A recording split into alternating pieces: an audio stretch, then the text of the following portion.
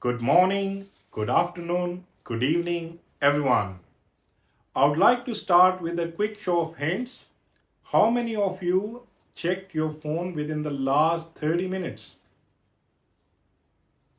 Now keep your hand up if you checked it within the last 10 minutes.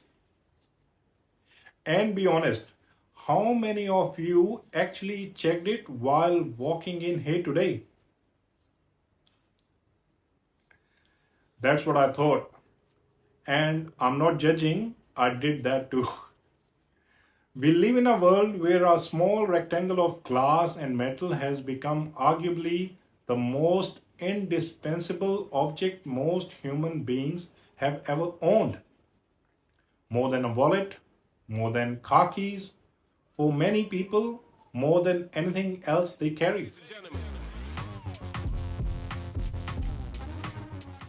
Today, I want to talk about that device, the mobile phone, not just as a gadget, but as a mirror that reflects who we are, how we live, and where we might be heading. We'll look at three things: where the mobile phone is today, what it is doing to us, both the remarkable good and the uncomfortable truth, and what we need to think about as individuals and as a society moving forward. Part 1: The mobile phone in 2026. Where we are now. Let's start with some perspective. The first commercially available mobile phone, the Motorola Dynatec, launched in 1983. It cost nearly $4,000 in today's money, weighed about a kilogram, and did exactly one thing: make phone calls. Today, the smartphone you carry in your pocket is by virtually every measure more powerful than the computers that guided the Apollo missions to the moon. It can translate 130 languages in real time. It can identify any plant, bird, or piece of music within seconds. It can connect you to a doctor, a lawyer, a teacher, or a billion strangers instantaneously. As of 2026, there are approximately 6.8 billion smartphone users in the world. That is over 85% of the global population over the age of 14. In some countries, people have access to a smartphone before they have access to water or reliable electricity. Think about what that means. We have, in the span of roughly 15 years, handed the majority of humanity a supercomputer. That has never happened before in history. Nothing has spread faster.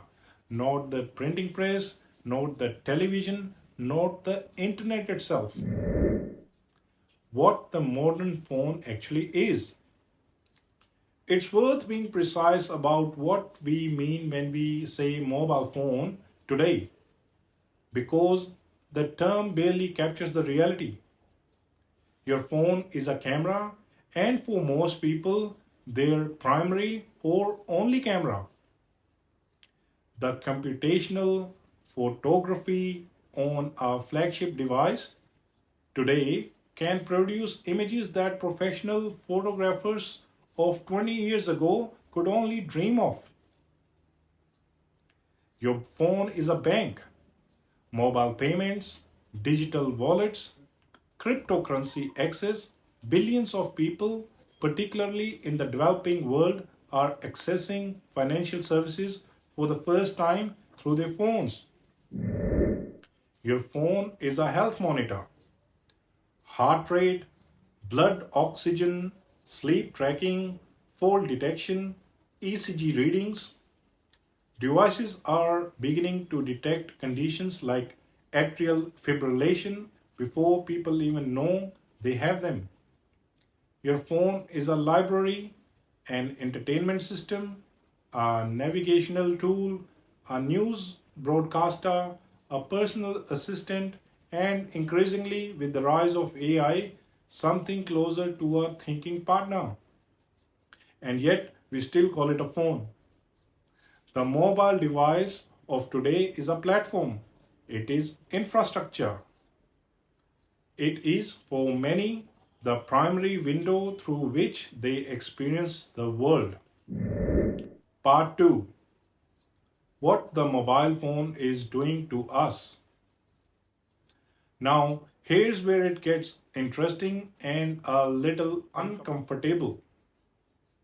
With every transformative technology, there is promise and there is peril.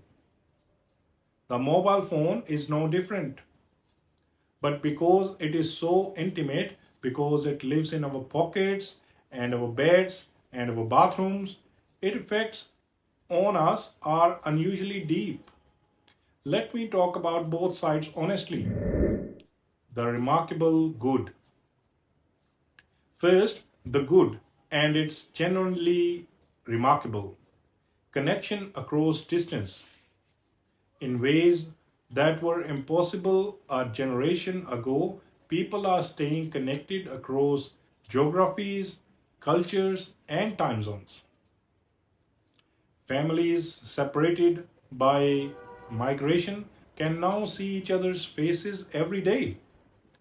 Long distance relationships that might have dissolved now survive, even thrive. Elderly people who might have been isolated have a window to the world in the palm of their hand, access to knowledge and opportunity.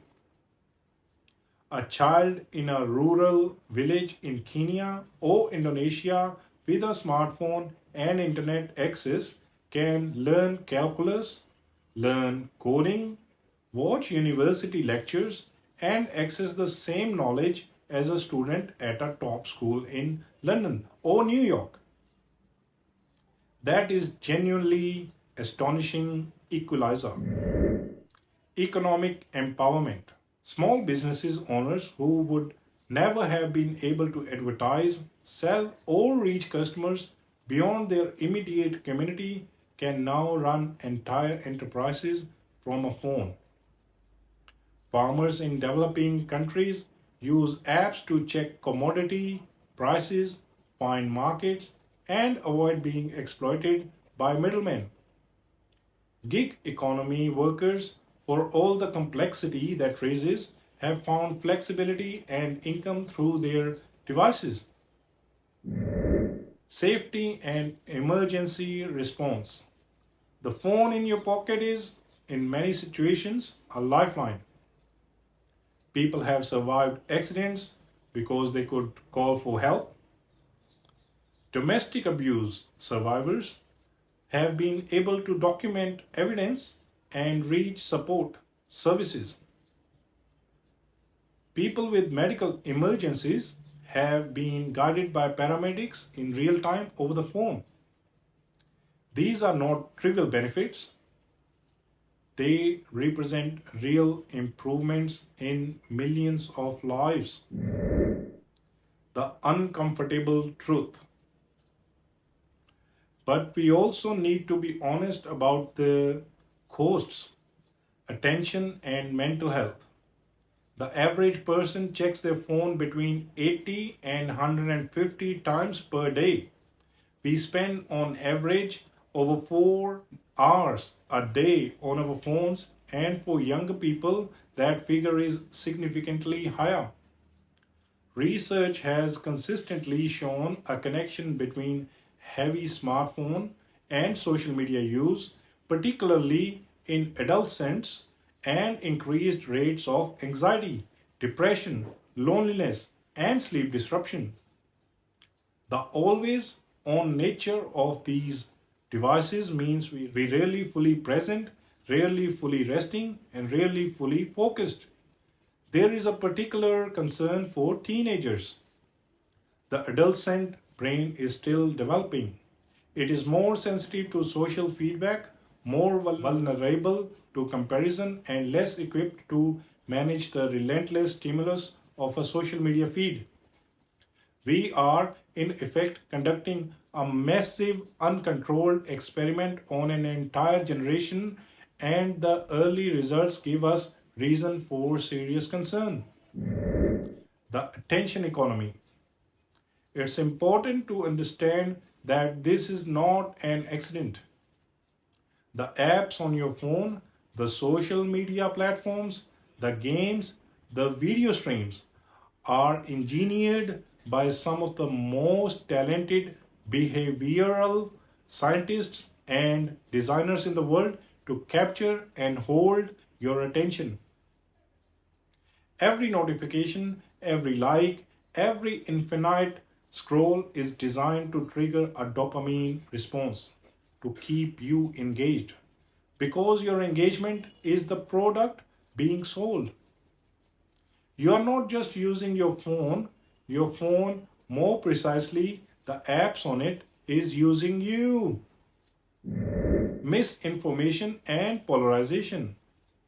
The mobile phone has dramatically lowered the barrier to sharing information, including false information. Misinformation travels on smartphone faster than truth.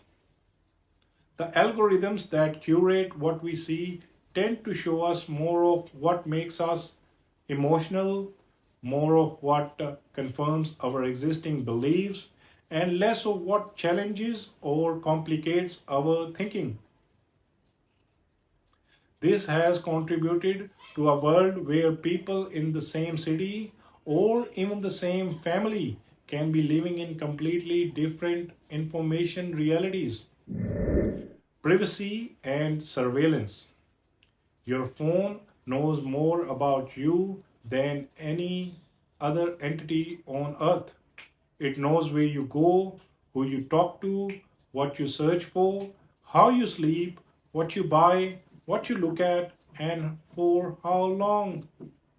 This data is being collected, analyzed, and monetized, often in ways that are poorly understood and imperfectly regulated. And increasingly, that data is not just being used to sell you things, it is being used to influence what you believe, how you vote, and what you fear. Part 3. What we need to think about going forward. So, where does this leave us? I don't think the answer is to be afraid of our phones or to romanticize some pre smartphone past. Most of us would not give up what these devices have given us. The question is not whether to use them, but how to use them wisely. Let me offer three thoughts. We need personal intentionality. Most of us did not consciously decide how we would use our phones. We downloaded apps, accepted default settings, and gradually let habits form. But our habits are not neutral. How we use our attention is one of the most consequential choices we make, and we largely hand that choice over to algorithms. The research is clear. People who use their phones more intentionally, who set limits, who create phone free times and spaces, who periodically audit their screen time, report better focus, better relationships, and better well being. That this is not about willpower, it's about design. Turn off non essential notifications. Leave your phone out of the bedroom. Have phone free meals. These are small acts, but they reclaim something important, the feeling that you are living your life rather than watching a feed of other people's. Second, we need better digital literacy, especially for young people. We teach children to cross the road safely. We teach them about the risks of drugs and alcohol. We need to teach them systematically and seriously how to navigate the digital world, how algorithms work, what misinformation looks like, how to manage their own attention, what privacy means, and how social media affects their sense of self. This is not optional anymore. Digital literacy is a fundamental life skill. Third, we need accountability from the platforms and from our governments. Individual choices matter, but they are not sufficient. The systems we operate within matter too. The platforms that design our apps have responsibilities they have not always met. Transparency in how algorithms work, protection for children, limits on data collection, and accountability for the spread of harmful content, these are not unreasonable asks. They are kind of guardrails we place on every other powerful technology. Governments around the world are beginning to act. The question is whether regulation will be meaningful and timely or too slow and too compromised to make a real difference. Closing. We are at a remarkable, genuinely pivotal moment. The mobile phone is one of the most extraordinary tools human beings have ever created. It has extended our reach, connected our world, and put the sum of human knowledge in our hands. That is worth celebrating. But any powerful tool can be wielded wisely or poorly. And the unique power of this one is that it is designed by others to shape how we use it. The question I want to leave you with is simply this: who is in charge of your phone? You or your phone? Because increasingly, the answer to that question will shape not just your individual life, but the kind of society we build together. Thank you.